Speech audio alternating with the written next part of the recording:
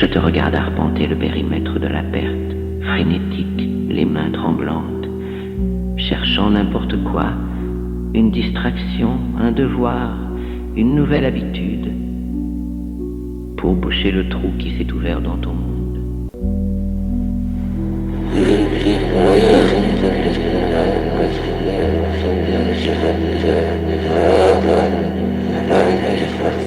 Tu traites ce vide comme une erreur, un vide soudain et froid qui doit être instantanément rempli ou qui te consumera sûrement. Mais tu ne comprends pas la nature sacrée du vide. L'espace qu'ils ont laissé derrière eux n'est pas une cavité dans tes fondations, c'est un hôtel. C'est un creux parfaitement formé pour s'adapter à la gravité de leur absence.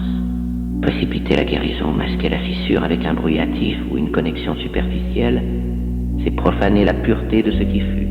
Tu tentes de diminuer la magnitude de ce que tu as tenu en prétendant que l'espace est moins important qu'il ne l'est réellement. N'aie pas peur du silence. Laisse l'air froid se déposer.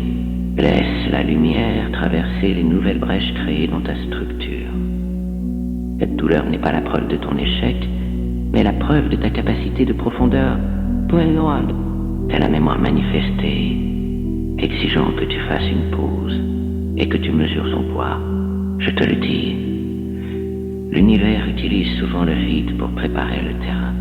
Il exige le grand évidement avant que la grande architecture de ton prochain soi puisse être construite. Reste un moment dans cette pièce vacante. Ne fuis pas la netteté de l'air. Il t'enseigne une profonde immobilité que tu n'aurais pas pu apprendre dans le confort. Et ce n'est que dans cette immobilité que tu recevras les instructions pour ce qui vient ensuite. Attends. Attends jusqu'à ce que le vide te réponde.